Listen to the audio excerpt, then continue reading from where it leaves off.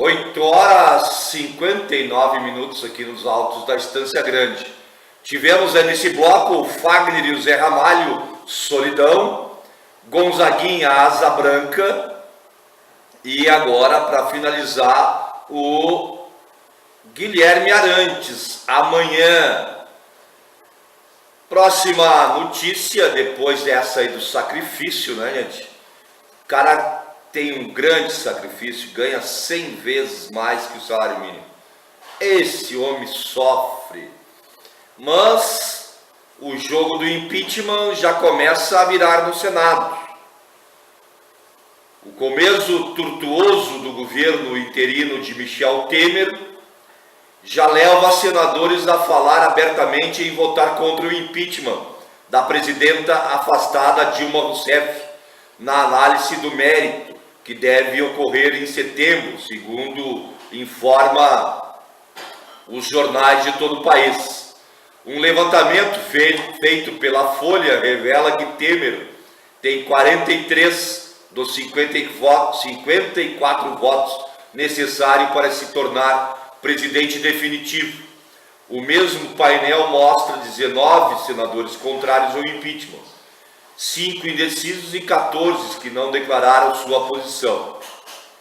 Se ela propuser eleição direta, o que já deveria ter feito um ano atrás, e se ela acenar para a oposição, o jogo não está decidido não, afirma Cristóvão Buarque, do PPS do Distrito Federal. A crise no governo Temer influenciará não só a minha opinião, como a maioria, reforça Assis Gurgazg, do PDT de Roraima. Estou no fio da navalha, disse Lazier Martins, do PDT do Rio Grande do Sul. Olha só, tu, Brutus. Romário, do PSB do Rio de Janeiro, não se pronunciou, mas deixou a comissão do impeachment numa sinalização de que estaria mudando seu voto. O Gurgazg criticou abertamente o governo interino de Temer, se mantido o ritmo de tropeços do interino, o placar da admissibilidade pode quase se inverter, afirmou este senador. Outra tese que cresce no Congresso é a de novas eleições presidenciais. Olha, sobre esse lance de eleições presidenciais, não sei se isso vai resolver o problema do Brasil. Eu tenho uma opinião sobre isso e quero aqui conversar e deixar para que os ouvintes possam fazer essa análise também. Eleições presidenciais para quê? Se a oposição de direita, se não gosta do eleito, provoca essa quebradeira que está provocando agora. Nós temos que ter, e outra, segundo ponto, já ia me esquecendo, segundo ponto, eleições presidenciais com esse Congresso, são mais de 300 picareta, que são corruptos de carteirinha, que tem no seu DNA corrupção. Então não tem como governar com um Congresso desse jeito. E aí, assim, não estou nem contabilizando se Dilma Rousseff voltará ou não voltará, porque para mim a luta será a mesma, com Dilma ou sem Dilma. Porque é só através da luta popular e da manifestação popular é que a gente pode sonhar em melhorar o Brasil, como melhoramos nos últimos períodos. O Brasil vinha caminhando devagar, mas vinha caminhando para frente. Apoio à indústria nacional, construção de milhares de casas, fomentando a indústria da construção civil, emprego em alta. Aí de uma hora para outra a burguesia retira os brinquedos do playground, o dinheiro, e não vou mais brincar, não vou mais fazer casinha, e parou de fazer Minha Casa Minha Vida. Não vou mais construir carro também. e parou de fazer carro popular, fechou as fábricas. Então quem tirou o brinquedo do playground foi a direita, foi o grande empresariado. Quem parou de produzir, de fazer o país crescer, foram os grandes empresários. Para quê? Para que os políticos de direita mantivessem o seu nível de corrupção. Isso está claro no país. Então nós não precisamos de eleição com um país ladrão desse jeito, um país de bandido e dominado por bandido. Nós temos que ter, e Dilma retornando, tem que propor constituinte. Nós temos que reformar a Constituição brasileira. E o povo participando decisivamente, a iniciar por escolher um Congresso Constituinte, eleito exclusivamente para construir a Constituinte. Por exemplo, eleição agora em 2017 para entregar a Constituinte em 2019. 2 anos. 2 anos de um Congresso eleito democraticamente pelo povo, que esse Congresso faça debates diretos nos municípios, né, em todo o Brasil, em todas as capitais, em todos os estados, e aonde o povo possa discutir como é que ele quer os partidos políticos e o legislativo, como é que ele quer o executivo, os governadores, prefeitos e a presidência da República, e como ele quer o judiciário. E discuta, além desses 3 poderes, a forma de sustentar esses 3 poderes. Por exemplo, nós falamos aqui no bloco anterior, a Previdência Social tem que ter mais de uma Previdência, aonde os bacanas do judiciário recebam o seu salário integral e a pobreza receba o salário mínimo para o resto da vida pela Previdência Social? Ou nós temos que ter uma Previdência única, com o mesmo teto para todo mundo? Por que o juiz tem que ganhar integral e eu, que sou trabalhador, tenho que ganhar o salário mínimo? Ou proporcional a esse? Bom, se é proporcional para mim, tem que ser proporcional para todo mundo. Então, discutir uma Previdência única para todos os trabalhadores do Brasil, desde o gari até o juiz togado. Discutir como é que vai ser o mandato do juiz togado. Ele não tem que ser mandato vitalício, como é hoje. Tem que ter mandato como todo o homem e mulher público tem. Prefeito tem mandato, vereador tem mandato, governador tem mandato, presidente tem mandato. Por que o juiz não tem que ter mandato? É 4 anos para o juiz lá no STF.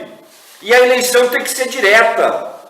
Se não for diretamente pelo povo, tem que ser diretamente pelos advogados e os dirigentes, aí, os dirigentes do direito, advogados, promotores, juízes, aonde que todo esse colégio eleitoral possa eleger os juízes do STF.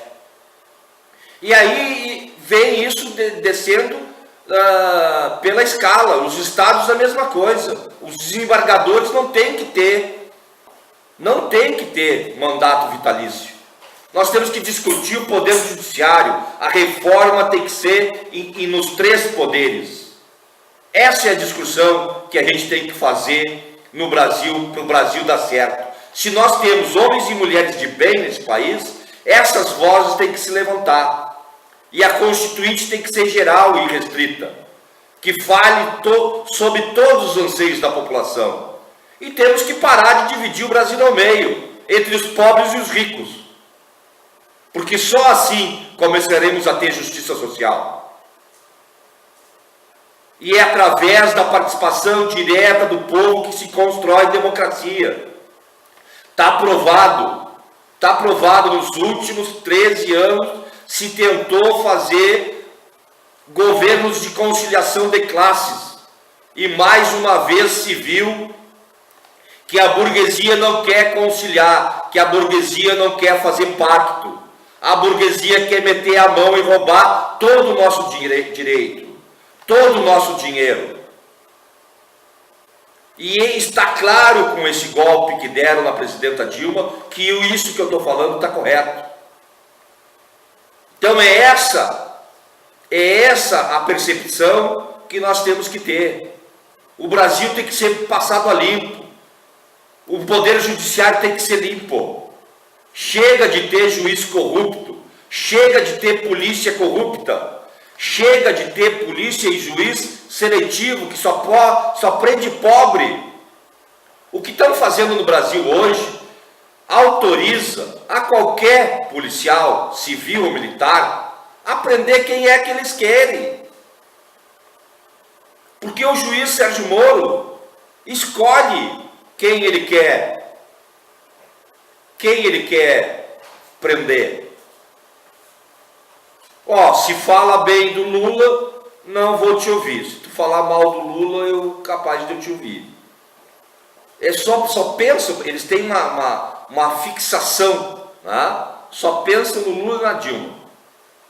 Se alguém falou, não, eu conheço o carpinteiro do Lula, eu conheço o barbeiro do Lula, tá? Então me conta o que eles fizeram.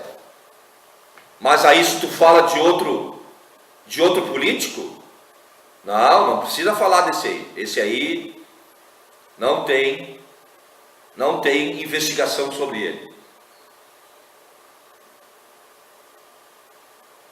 Então é essa discussão que a gente tem que levar, tá?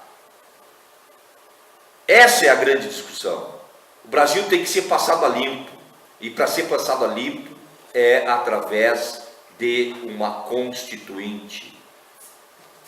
Nós temos que reformar a Constituição brasileira e em todos os poderes. As constituições dos poderes estão de forma equivocada. Outra coisa, que história é essa de independência financeira dos poderes? Se o dinheiro vem do mesmo cofre. Aí o Brasil entra em crise econômica, o Rio Grande do Sul entra em crise econômica, mas o orçamento que foi previsto pelo Judiciário, que foi previsto pela Assembleia Legislativa, vamos regionalizar aqui para a gente poder ter uma compreensão melhor. O governador tem que passar integral, mesmo se ele não receber. Se todo mundo resolvesse não pagar imposto no Rio Grande do Sul, não sei como é que o governador ia pagar o salário dos juízes do Rio Grande do Sul e dos deputados do Rio Grande do Sul. Porque ele é obrigado a mandar todo o dinheiro lá para a Assembleia, todo o dinheiro lá para o Tribunal de Justiça. Os orçamentos têm que ser solidários, de acordo com a fonte de receita. Porque o orçado é planejamento, e nem sempre é o arrecadado. Porque tem muita sonegação, né? Outro tema que a gente tem que debater. Falam nos roubos da corrupção, né? São grandiosos, concordamos. Mas a sonegação de impostos, quem é que sonega? Todo mundo sonega. Só não sonega o trabalhador. Eu e você que está me ouvindo nesse momento. A Ivaniro e Itamar Silveira não sonegam. Porque de nós é descontado lá na boca do caixa. Lá quando a gente recebe o salário ou o benefício. É verdade. Os bacanas sonegam. Vai no hipermercado para você ver. Vai na loja ver se o cara te dá nota, se tu não pedir. No momento que não te dão a nota, é sonegação. Então a gente tem que estar atento a isso. E isso tudo se resolve, ou vai se começar a resolver, através de muita participação popular, com certeza. São 9h19 aqui nos altos da Estância Grande, programa Debates e Opiniões. Nós já falamos aí sobre o aumento, né, que o governo interino deu. A ex-ministra Eliana Calmon, ela é uma mulher muito guerreira, né? Foi presidente do Conselho Nacional de Justiça, e ela disse essa semana, falando sobre ética, né? Vou reler o que ela disse para você ver como ainda tem gente que pensa sério nesse país. Qual ética é ensinada nas faculdades de direito para formarem alguns juízes com tão mau caráter? Essa foi a deixa da Eliana Calmon, que se recusou a ser juíza ou ser ministra do Temer da Transparência. Tá? Tem mulheres e tem homens ainda de fibra nesse país, né? E que se não se trocam por qualquer moeda aí, né? Como não é qualquer 30 moedas de ouro que se compra um Judas. Ela é ex-coordenadora nacional de justiça e ela foi sondada para assumir o Ministério da Transparência do governo interino de Michel Temer, mas não aceitou a proposta. Segundo ela, nesse momento, sua personalidade forte poderia mais prejudicar o governo do que ajudar. Ela é muito delicada, essa mulher mesmo, né? Porque ela foi uma elegância, né, para dizer isso para um governo desse jeito, né? Segundo ela não ia participar por causa do seu caráter forte, né? Ela não quis dizer realmente por que, né, não participou desse governo, saiu na tangente. Outro que está aí as encrencas é o Cunha, tá? Que mesmo afastado da presidência da Câmara, continua recebendo aí seus 500 mil reais por mês, continua com todas as mordomias que o cargo lhe permite e continua com todo o poder que ele tem. Só ele pagou a campanha de mais de 100 deputados federais de todos os estados e de vários partidos.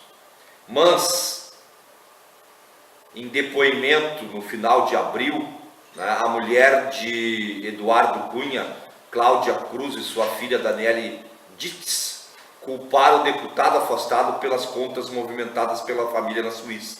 Cláudia disse que a conta batizada de COP foi aberta única e exclusivamente para custeio dos filhos no exterior e que não declarou as contas às autoridades brasileiras, porque quem era o responsável por isso era Cunha. Daniele, por sua vez, afirmou que era financeiramente dependente do pai e que presumia que o dinheiro que mantinha o alto padrão de vida da família era proveniente do patrimônio da atividade anterior desenvolvida pelo PMDBista. Isso aí, enquanto a família Cunha gasta o nosso dinheiro lá, a gente sofre aqui, tá? É uma loucura, né, gente? Uma loucura o que esses caras roubam da gente. Às 9 horas, 9 graus, né?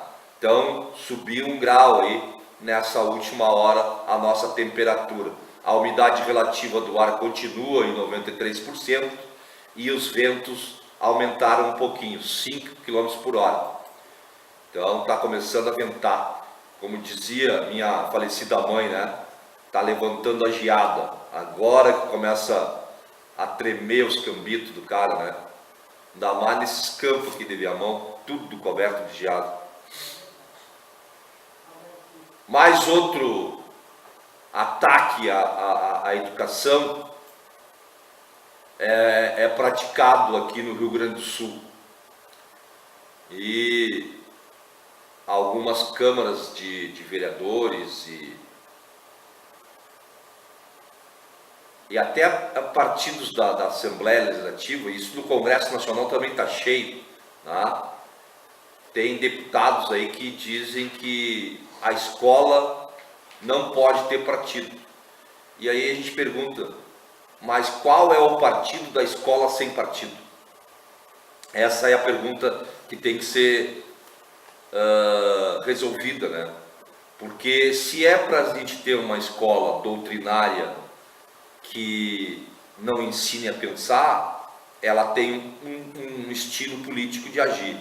Se a gente quer uma escola atuante que ensine as crianças a pensar, além de ensinar a somar, né, essa escola também tem uma outra tipo de doutrina.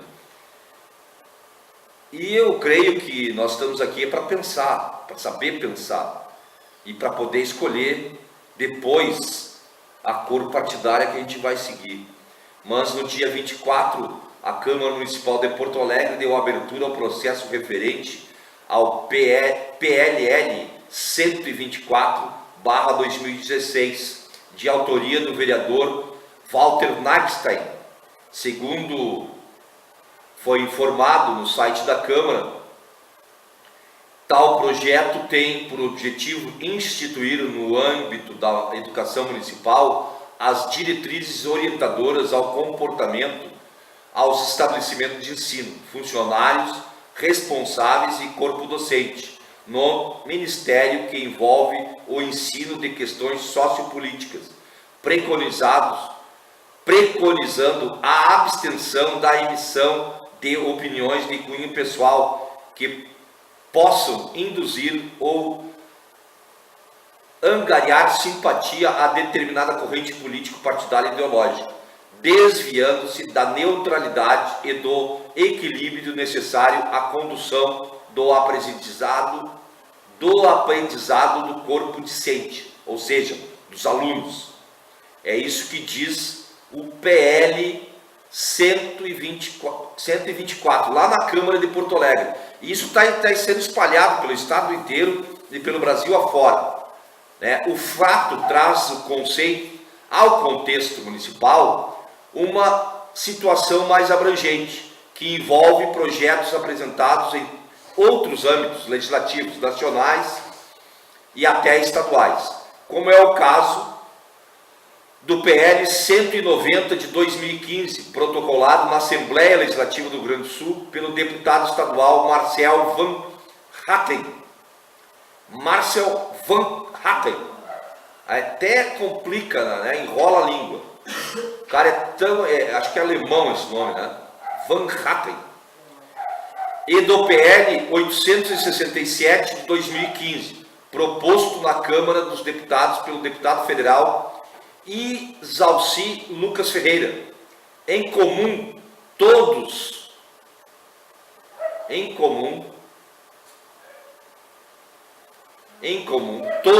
incidem diretamente nas formas de atuação de professores e professoras em diferentes níveis de educação.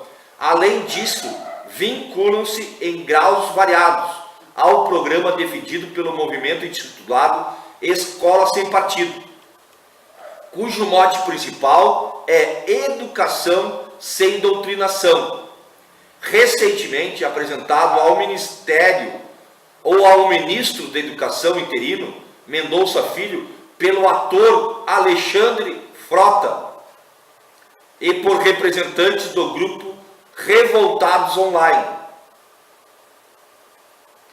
Então, o escritor Paulo Freire não pode ser debatido na escola e o ator pornográfico Alexandre Frota pode. É esse o nível de educação que a gente quer ter nas escolas. E aí isso não é doutrinário. Vamos enrolar outro, né, gente? Esta situação demanda uma reflexão sobre os sentidos e significados da educação para a nossa sociedade e, de forma ainda mais relevante, sobre o papel da escola e dos profissionais da educação na construção e difusão dos princípios democráticos e dos valores de cidadania a eles atrelados. De modo geral, os textos desses projetos e suas respectivas justificativas invocam a neutralidade do Estado contra o que é definido como doutrinação ideológica, política e partidária, sem que uma definição mínima do que venha a ser tal doutrinação seja oferecida e justapondo de forma pouco precisa conceitos como ideologia política e ideologia partidária. Um dos pontos mais controversos desses projetos reside na ideia de que os educadores e as educadoras não podem discutir nos espaços escolares temas e conteúdos que possam contradizer as convicções morais dos pais e mães dos estudantes. Dependendo da turma, um professor estaria em uma situação de impasse ao tratar das origens da humanidade, pois não poderia discutir o evolucionismo diante de um aluno cuja crença familiar preconizasse o criacionismo. Da mesma forma, um adepto ao liberalismo poderia ter sua moral familiar questionada em uma aula de história que discutisse as relações entre as classes sociais e industrialização no século XIX. Ou uma família socialista poderia acusar o professor do seu filho de ferir seus valores morais em uma aula sobre a ideologia liberal e a crença no livre mercado. E esses exemplos nem tocam ainda em outras questões tão ou mais sensíveis como a educação sexual e o tema das relações de gênero. Então, nós não vamos falar sobre nada, né, do que move a humanidade. Não vamos falar da relação de classe, não vamos falar sobre religião, não vamos falar sobre educação sexual. Se falando sobre educação sexual, as meninas e os meninos transam, né, aleatoriamente, sem proteção nenhuma, aí tu não fala sobre educação sexual, por causa que é feio. É feio falar ou é feio fazer de qualquer jeito? É esse o debate que a gente tem que começar a fazer. E esses projetos querem calar isso. Ou só querem falar da ideologia deles. O que fica, né, por trás das palavras não ditas é isso. Só querem falar da ideologia deles, não querem falar da ideologia do outro. A situação é de tal gravidade que o projeto do deputado federal Isalci Lucas Ferreira foi apensado é juntado, né? Foi juntado ao PL 7.180 de 2014, de autoria do deputado Erivelto Santana, que pretende alterar o artigo 3º da Lei de Diretrizes e Bases da Educação, a Lei 9.394/1996, em prol do respeito às convicções do aluno, de seus pais ou responsáveis, tendo os valores de ordem familiar precedência sobre a educação escolar nos aspectos relacionados à educação moral, sexual e religiosa.